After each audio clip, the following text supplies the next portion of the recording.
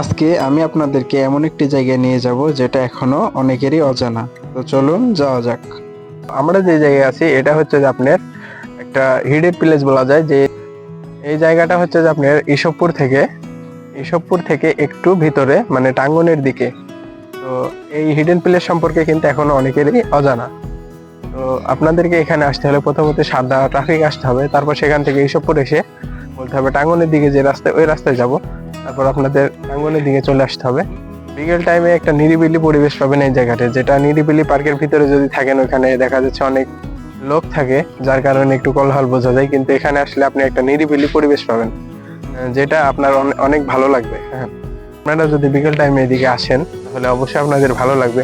পাশাপাশি এই যে দেখতে পাচ্ছেন এরকম মাছ ধরার পরিবেশও কিন্তু আপনারা দেখতে পাবেন।